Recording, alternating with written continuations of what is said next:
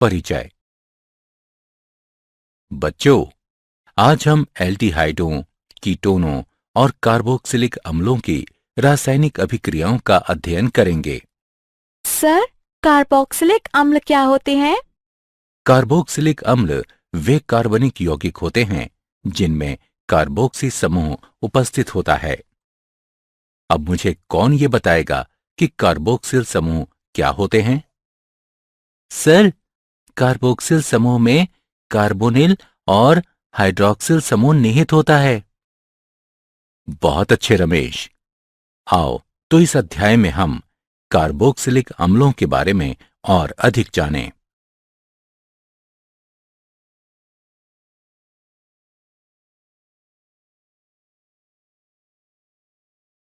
उद्देश्य। इस पाठ के अंत में आप निम्न करने में सक्षम हो जाएंगे। एल्डिहाइडों और कीटोनों की रासायनिक अभिक्रिया का वर्णन करना, एल्डिहाइडों और कीटोनों के उपयोग को समझाना, कार्बोक्सिल समूह के नामकरण और संरचना को समझाना, कार्बोक्सिल समूहों के विरचन की विधि बताना, कार्बोक्सिलिक अम्लों के भौतिक गुणों का एक संक्षिप्त विवरण देना, कार्बोक्सिलिक अम्लों के रासायनिक गुणों का वर्णन करना और कार्बोक्सिलिक अम्लों के उपयोगों का उल्लेख करना।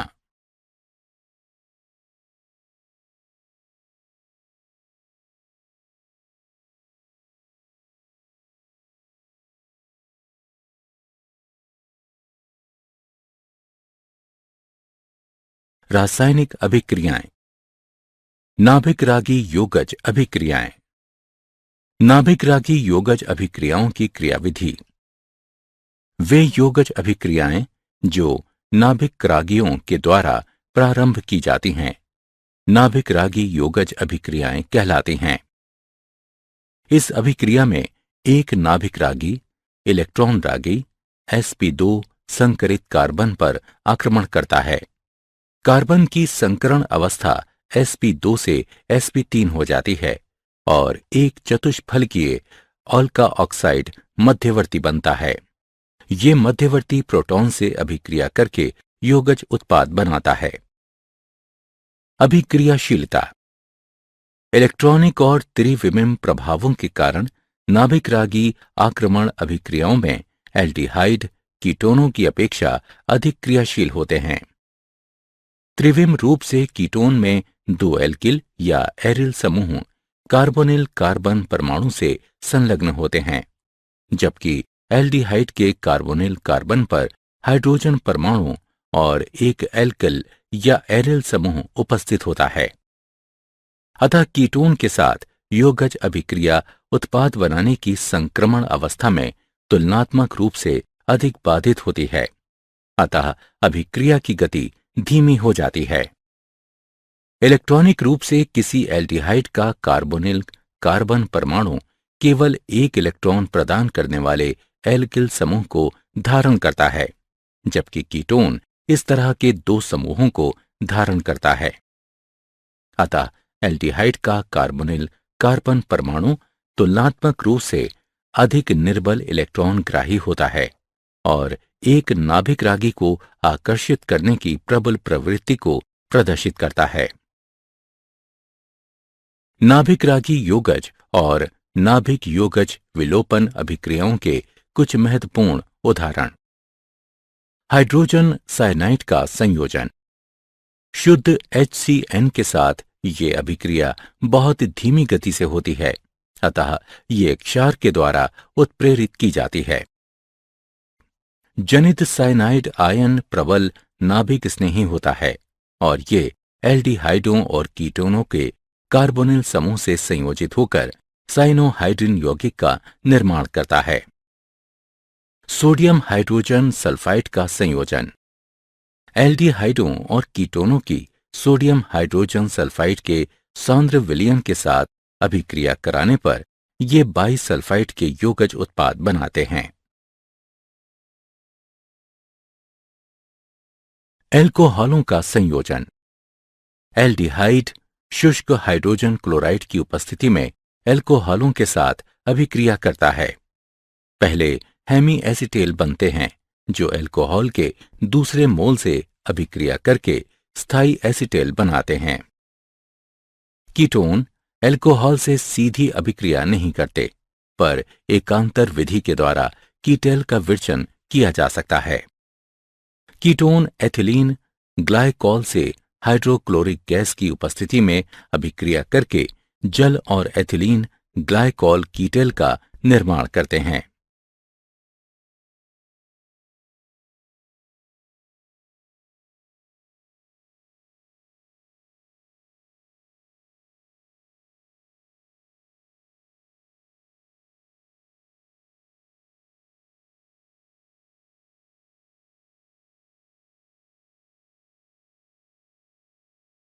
अमोनिया व इसके व्युत्पन्नों का संयोजन।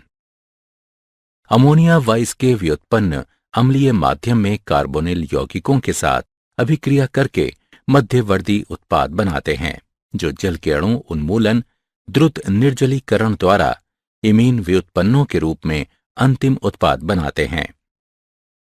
Z बराबर alkyl aryl OH NH2 C6 H5 NH NH CO NH2 हो सकता है।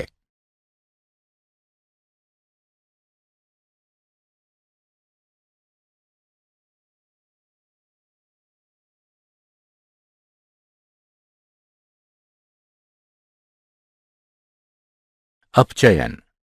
हाइड्रोकार्बनों में अपचयन। एल्डिहाइडों और कीटोनों को अम्लगमित जिंक और सांद्र हाइड्रोक्लोरिक अम्ल की अभिक्रिया द्वारा हाइड्रोकार्बनों में अपचयित किया जा सकता है। ये क्लीमेंसन अपचयन कहलाता है। Wolff Kishner अपचयन।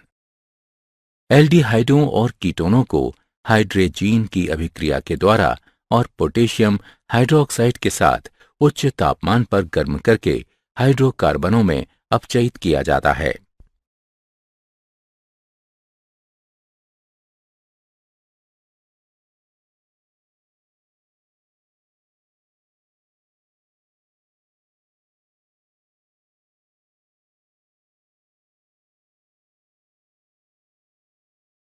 ऑक्सीकरण। एल्डिहाइडों को सरलता से उन कार्बोक्सिलिक अम्लों में ऑक्सीकृत किया जा सकता है जिनमें कार्बन परमाणु की संख्या मूल एल्डिहाइड के बराबर होती है। एल्डिहाइड आसानी से ऑक्सीकृत हो जाते हैं क्योंकि इनके कार्बोनिल समूह में हाइड्रोजन परमाणु की उपस्थिति के कारण ये बिना किसी आबंध विदलन के OH समूह में परिवर्तित हो जाते हैं।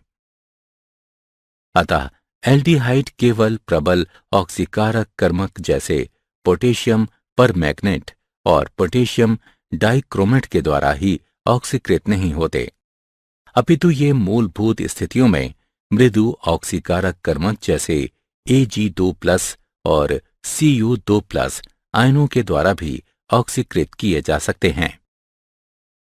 कीटोन का ऑक्सीकरण प्रबल परिस्थितियों में होता है।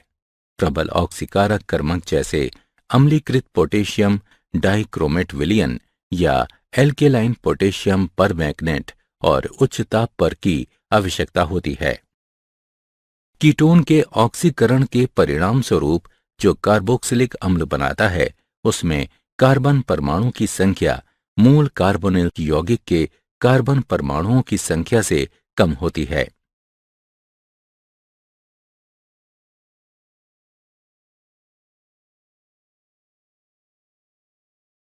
टॉलेन परीक्षण। एक aldehyde propanal ammoniacal silver nitrate विलयन जो कि सिल्वर दर्पण के लिए एक टॉलेन अभिकर्मक है उसको अपचयित कर देता है, लेकिन प्रोपेनोन जो कि एक कीटोन है उसे नहीं कर पाता। फेलिंग परीक्षण। फेलिंग अभिकर्मक में फीलिंग विलयन A और फेलिंग विलय B का मिश्रण होता है। फेलिंग विलयन A जलीय कॉपर सल्फेट और फेलिंग विलयन B रोशेल लवण का एल्केलाइन विलयन होता है जो कि सोडियम पोटेशियम टार्ट्रेट है। इन दोनों विलयनों को मिश्रित किया जाता है। और थोड़ा सा एल्डिहाइड विलयन इस फेलिंग अभिकर्मक में डालकर गर्म करने पर लाल भूरे रंग का अवक्षेप प्राप्त होता है। मेथिल कीटोन का हेलोफॉर्म अभिक्रिया द्वारा ऑक्सीकरण। मेथिल कीटोन सोडियम हाइपोहैलाइड, जो कि सोडियम हाइड्रोक्साइड और हैलोजन है, इसके विलयन में ऑक्सीकृत हो जाते हैं। इस अभिक्रिया से हेलोफॉर्म और संगत कार्बोक्सिलिक अम्ल के सोडियम लवण का उत्पादन होता है। ये अभिक्रिया हेलोफॉर्म अभिक्रिया के नाम से जानी जाती है।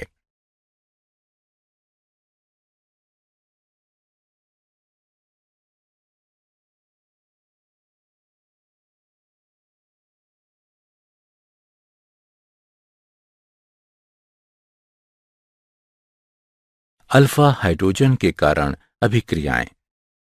एल्डिहाइडों और कीटोनों के अल्फा हाइड्रोजनों की अम्लता। एल्डिहाइडों और कीटोनों के अल्फा हाइड्रोजन परमाणु अम्लीय होते हैं।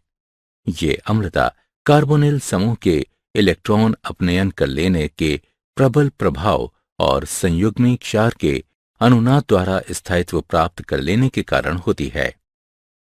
एल्डिहाइडों और कीटोनों के अल्फा हाइड्रोजन परमाणु की ये अम्लता कार्बोनिल समूह के इलेक्ट्रॉन अपनयन कर लेने के प्रबल प्रभाव और परिणामी एनाइन के अनुनाद द्वारा स्थायित्व प्राप्त कर लेने के कारण होती है।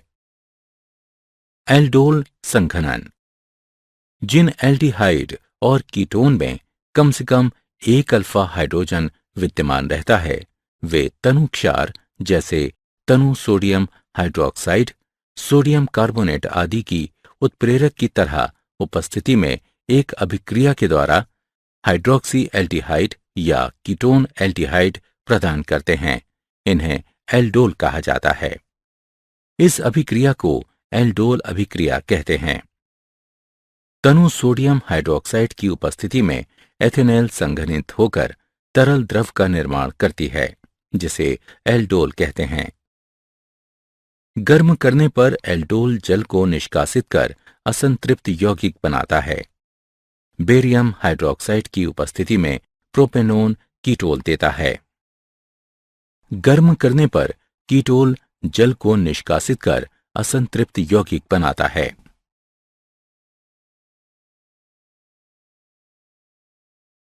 क्रॉस एल्डोल संघनन।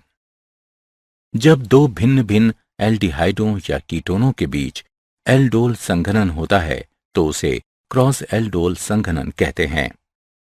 जब एक एथेनॉल और प्रोपेनॉल के मिश्रण को सोडियम हाइड्रोक्साइड विलयन के साथ गर्म किया जाता है तो ये चार भिन्न उत्पाद बनाता है।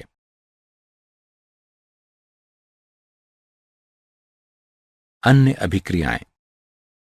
कैनिजारो अभिक्रिया।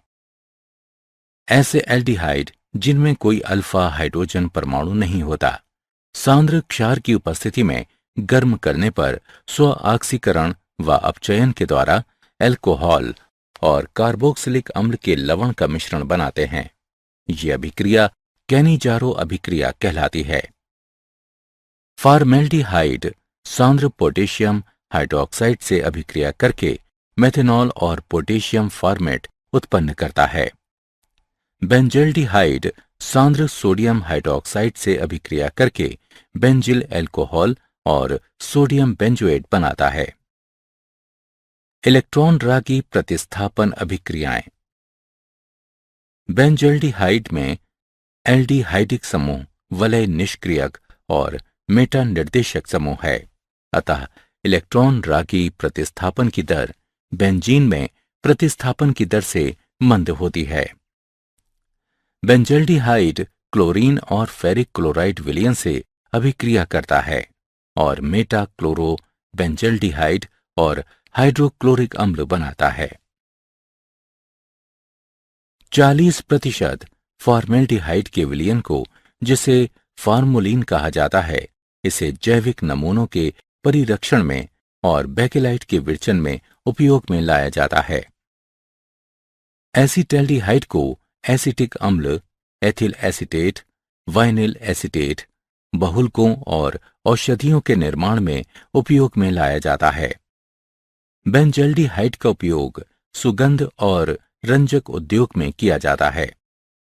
एसीटोन और एथिल मेथिल कीटोन सामान्य औद्योगिक विलायक हैं।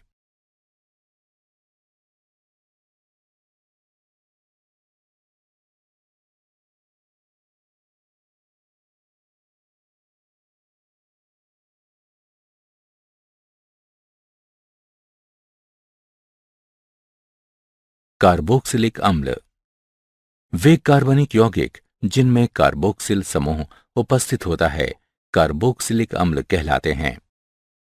कार्बोक्सिल समूह कार्बोनिल और हाइड्रोक्सिल समूह से मिलकर बना होता है, अतः इसका नाम कार्बोक्सिल दिया गया है। कार्बोक्सिल समूह के एलिफेटिक एल्किल श्रृंखला या एरिल समूहों में जुड़ने के आधार पर कार्बोक्सिलिक अम्ल एलिफेटिक या एरोमेटिक हो सकते हैं।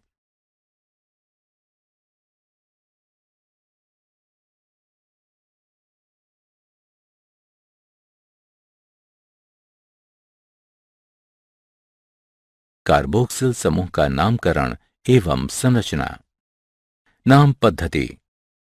सामान्य नाम के अंत में अनुलग्न इक अम्ल लगाते हैं। सामान्य नाम प्राकृतिक स्रोतों के लेटिन या ग्रीक नामों से व्युत्पन्न होते हैं। उदाहरण, फार्मिक अम्ल का ये नाम फार्मिका यानी चींटियों का लेटिन नाम से लिया गया है, क्योंकि फार्मिक अम्ल को सर्वप्रथम लाल चींटियों के आसवन से प्राप्त किया गया था। एसिडिक अम्ल का ये नाम एसिटम, जिसका अर्थ सिरका होता है, उससे लिया गया है। और ब्यूटेरिक अम्ल का नाम ब्यूटिरम यानी मक्खन का लेटिन नाम से व्युत्पन्न है। IUPAC पद्धति में एलिफेटिक कार्बोक्सिलिक अम्लों का नामकरण करने के लिए संगत एल्केन के अंग्रेजी नाम के अंत में स्थित ई के स्थान पर ओइक अनुलग्न लगाया जाता है और इसके बाद अम्ल लगाते हैं। प्रतिस्थापित और शाखित श्रृंखला वाले अम्लों का नामकरण लंबी श्रृंखला वाले अम्लों के व्युत्पन्नों के रूप में दिया जाता है।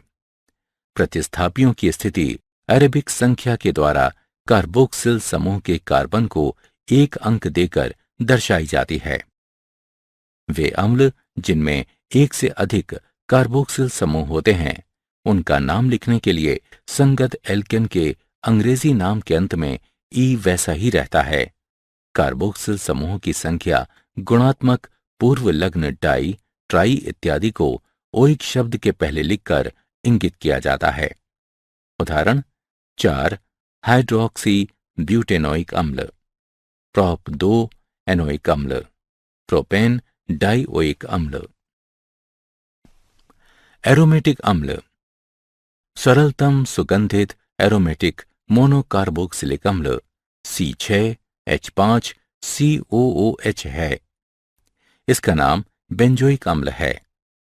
प्रतिस्थापित अम्लों के IUPAC नाम बेंजोइक अम्ल के व्युत्पन्न हैं।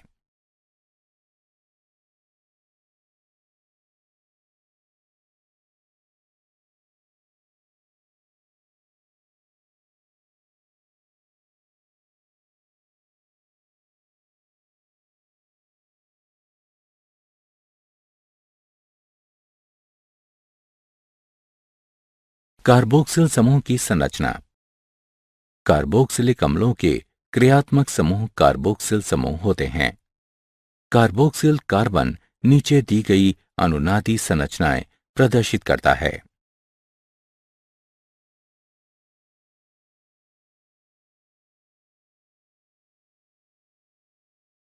कार्बोक्सिलिक अम्लों के विरचन की विधियां। प्राथमिक एल्कोहल व एल्डिहाइड से। प्राथमिक एल्कोहल और एल्डिहाइड ऑक्सीकरण कर्मकों जैसे क्रोमियम ट्राइऑक्साइड की अम्लीय माध्यम में उपस्थिति के द्वारा ऑक्सीकृत होकर संगत कार्बोक्सिलिक अम्ल बनाते हैं। एक डेकेनॉल अम्लीय माध्यम में क्रोमियम ट्राइऑक्साइड से क्रिया करके डेकेनोइक अम्ल बनाता है। एल्किल बेंजीन से। एरोमेटिक अम्लों को एल्किल बेंजीनों के क्षारकीय परमैग्नेट द्वारा प्रबल ऑक्सीकरण से विरचित किया जा सकता है। टॉलुइन क्षारकीय माध्यम में पोटेशियम परमैंगनेट से क्रिया करके बेंजोइक अम्ल और जल का निर्माण करते हैं। नाइट्राइल और एमाइड से। नाइट्राइलों को साइनाइड भी कहा जाता है। अम्ल या क्षार की उपस्थिति में साइनाइडों के जल अपघटन से कार्बोक्सिलिक अम्ल बनता है। अम्ल या क्षार की उपस्थिति में एसिटोनाइट्राइलों के जलीय अपघटन के द्वारा एथेनोइक अम्ल बनता है। किसी अम्ल उपस्थिति में प्रोपेनामाइड के जलीय अपघटन के द्वारा प्रोपेनोइक अम्ल और अमोनियम आयन बनता है।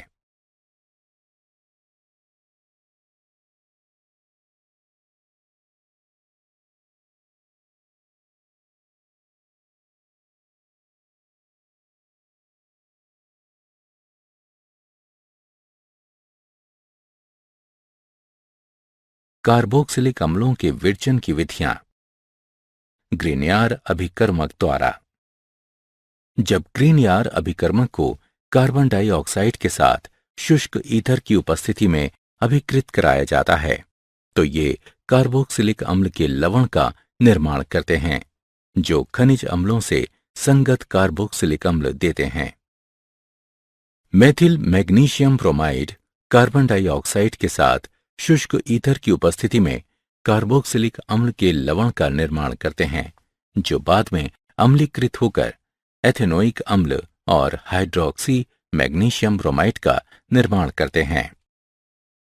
एसिल हैलाइड और एनहाइड्राइडों से। अम्ल क्लोराइड जल अपघटित होकर कार्बोक्सिलिक अम्ल बनाता है। एसिटिल क्लोराइड जल अपघटित होकर एसिटिक अम्ल बनाता है। एसिटिक एनहाइड्राइड के जल अपघटन से एसिटिक अम्ल बनता है। एस्टर से। एस्टरों के अम्लीय जल अपघटन से मेथिल बेंजोएट बेंजोइक अम्ल और मेथनॉल बनाता है।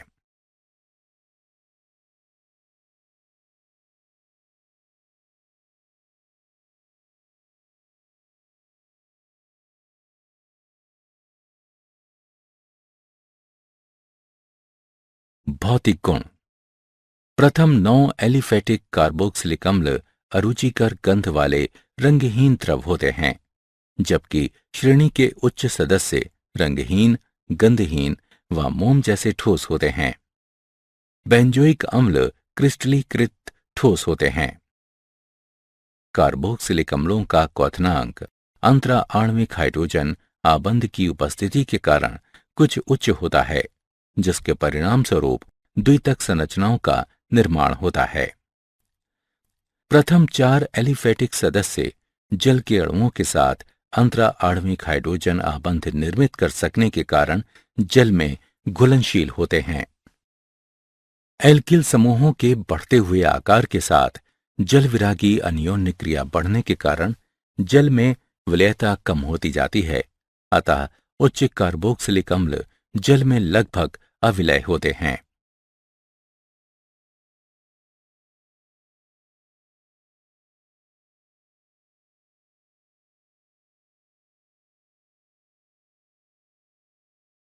रासायनिक अभिक्रियाएं। अभिक्रियाएं जिनमें OH आबंध का विदलन होता है। अम्लता। धातु और क्षारों के साथ अभिक्रिया। कार्बोक्सिलिक अम्ल सर्वाधिक अम्लीय कार्बनिक यौगिकों में से एक है। ये सोडियम धातु के साथ अभिक्रिया करके हाइड्रोजन गैस मुक्त करते हैं। सोडियम धातु एथेनोइक अम्ल से अभिक्रिया करके सोडियम एसिटेट देती है और हाइड्रोजन गैस मुक्त करती है। बेंजोइक अम्ल क्षार से क्रिया करके लवण और पानी बनाते हैं। एथेनोइक अम्ल कार्बोनेटों से अभिक्रिया करके कार्बन डाइऑक्साइड गैस निष्कासित करते हैं।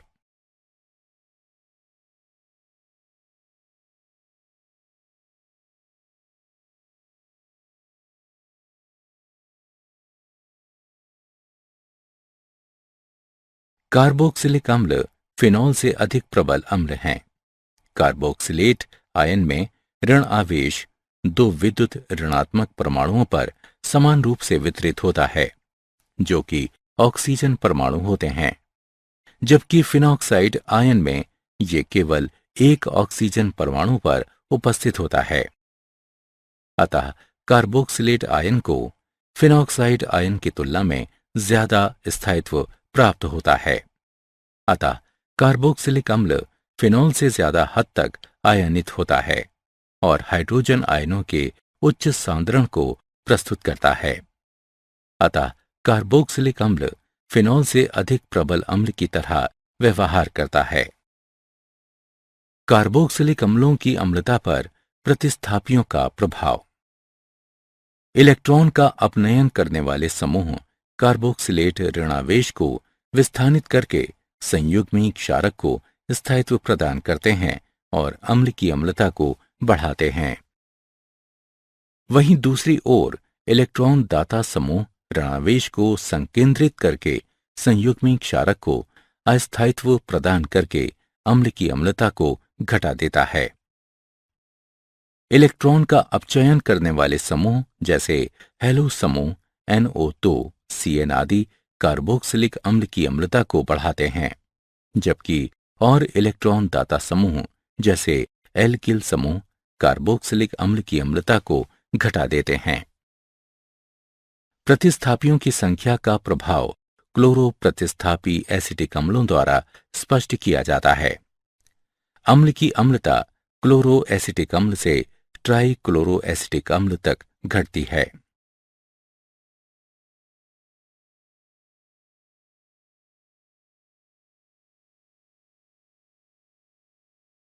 COH आबंध विदलन संबंधी अभिक्रियाएं। एनहाइड्राइड का विरचन। कार्बोक्सिलिक अम्लों को फास्फोरस पेंटाऑक्साइड के साथ गर्म करने पर ये कार्बोक्सिलिक अम्लों के दो अणुओं से जल के एक अणु के निष्कासन के द्वारा एनहाइड्राइड बनाता है। एस्ट्रीकरण। कार्बोक्सिलिक अम्ल सांद्र सल्फ्यूरिक अम्ल की उपस्थिति में एल्कोहल से क्रिया करके एस्टर बनाता है।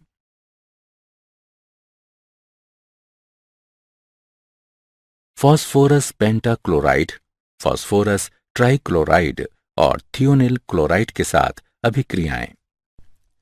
कार्बोक्सिलिक अम्ल फास्फोरस पेंटाक्लोराइड फास्फोरस ट्राइक्लोराइड और थियोनिल क्लोराइड के साथ अभिक्रिया करके अम्ल क्लोराइडों का निर्माण करता है।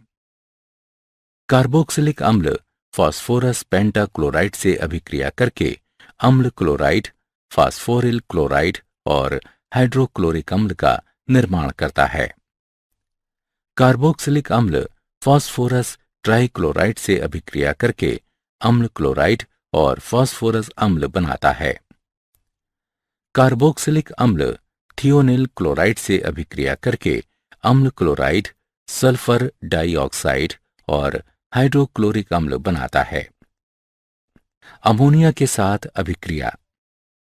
कार्बोक्सिलिक अम्ल अमोनिया से अभिक्रिया करके अमोनियम लवण बनाते हैं। इन्हें 100 डिग्री सेल्सियस से अधिक ताप पर गर्म करने पर ये अम्ल एमाइड बनाते हैं। कार्बोक्सिलिक समूह संबंधी अभिक्रियाएं। अपचयन। कार्बोक्सिलिक अम्ल लिथियम एल्यूमिनियम हाइड्राइड के द्वारा आसानी से प्राथमिक अल्कोहलों में अपचयित हो जाते हैं। विकार्बोक्सिलिन। जब कार्बोक्सिलिक अम्लों के सोडियम लवण को सोडा लाइम के साथ गर्म किया जाता है तब एल्केनों का निर्माण होता है। जब सोडियम एसीटेट को सोडियम हाइड्रोक्साइड और कैल्शियम ऑक्साइड के साथ गर्म किया जाता है तब ये मेथेन और सोडियम कार्बोनेट का निर्माण करता है।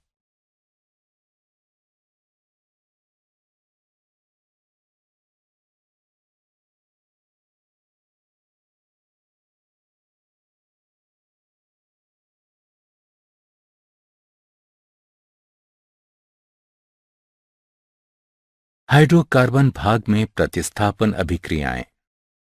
हैलोजनन। ये अभिक्रिया एलिफेटिक कार्बोक्सिलिक अम्ल और क्लोरीन या ब्रोमीन के बीच लाल फास्फोरस की उपस्थिति में होती है। इस अभिक्रिया में कार्बोक्सिलिक अम्ल के अल्फा कार्बन परमाणु पर क्लोरो या ब्रोमो समूह का प्रतिस्थापन होता है। ये अभिक्रिया हेल्फोलॉर्ड जेलिस की अभिक्रिया कहलाती है। वलय प्रतिस्थापन। एरोमेटिक कार्बोक्सिलिक अम्ल इलेक्ट्रॉन रागी अभिक्रियाएं प्रदर्शित करते हैं।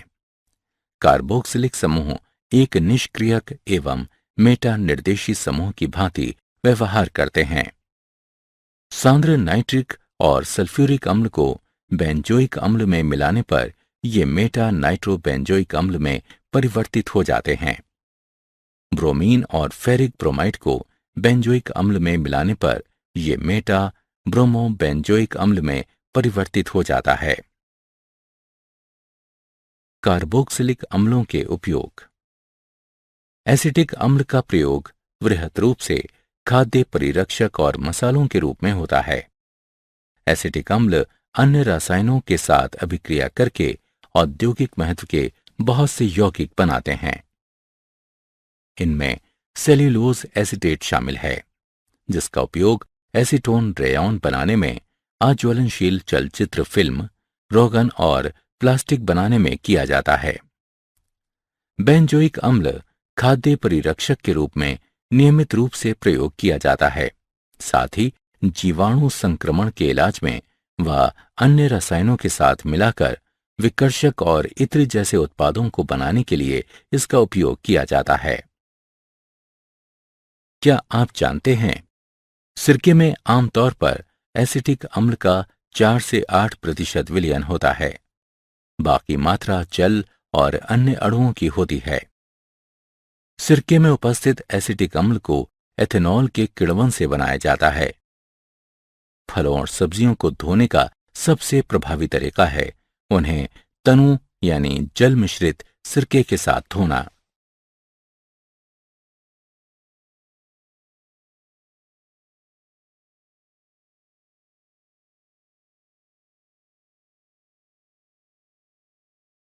सारांश। आइए हमने जो कुछ भी सीखा है उसे संक्षेप में दोहराएं। वे योगज अभिक्रियाएं जो नाभिक रागियों के द्वारा प्रारंभ की जाती हैं, नाभिक स्नेही योगज अभिक्रियाएं कहलाती हैं। त्रिविम और इलेक्ट्रॉनिक प्रभाव एल्डिहाइडों को कीटोनों की तुलना में नाभिक स्नेही आक्रमण के प्रति अधिक अभिक्रियाशील बनाते हैं। एल्डिहाइड आसानी के साथ ऑक्सीकृत होकर कार्बोक्सिलिक अम्ल बनाते हैं। एल्डिहाइड अमोनिकल सिल्वर नाइट्रेट विलयन को अपचयित कर देता है, जो कि सिल्वर दर्पण के लिए एक टॉलेन अभिकर्मक है। फेलिंग विलयन जलीय कॉपर सल्फेट और सोडियम पोटेशियम टार्ट्रेट, जो कि एक रोशेल लवण है, उसका मिश्रण है। एल्डिहाइडों और कीटोनों के अल्फा हाइड्रोजन परमाणु अम्लीय होते हैं। ये अम्लता कार्बोनिल समूह के इलेक्ट्रॉन अपनयन कर लेने के प्रबल प्रभाव और संयुग्मिक क्षार के अनुनाद द्वारा स्थायित्व प्राप्त कर लेने के कारण होती है। जिन एल्डिहाइड और कीटोन में कम से कम एक अल्फा हाइड्रोजन विद्यमान रहता है, वे तनु क्षार जैसे तनु सोडियम हाइड्रोक्साइड, सोडियम कार्बोनेट आदि की उत्प्रेरक की तरह उपस्थिति में एक अभिक्रिया के द्वारा हाइड्रोक्सी एल्डिहाइड या कीटोन एल्डिहाइड प्रदान करते हैं। इन्हें एल्डोल कहा जाता है। इस अभिक्रिया को एल्डोल अभिक्रिया कहते हैं। जब दो भिन्न भिन्न एल्डिहाइडों या कीटोनों के बीच एल्डोल संघनन होता है तो उसे क्रॉस एल्डोल संघनन कहते हैं। वे कार्बनिक यौगिक जिनके क्रियात्मक समूह कार्बोक्सिल समूह होते हैं, कार्बोक्सिलिक अम्ल कहलाते हैं और कार्बोक्सिल कार्बन अनुनादी संरचनाएं प्रदर्शित करते हैं। कार्बोक्सिलिक अम्लों का क्वथनांक अंतरा आणविक हाइड्रोजन आबंध की उपस्थिति के कारण कुछ उच्च होता है, जिसके परिणाम स्वरूप द्वितक संरचनाओं का निर्माण होता है। एसिटिक अम्ल का प्रयोग वृहद रूप से खाद्य परिरक्षक और मसालों के रूप में होता है। एसिटिक अम्ल अन्य रसायनों के साथ अभिक्रिया करके औद्योगिक महत्व के बहुत से यौगिक बनाते हैं।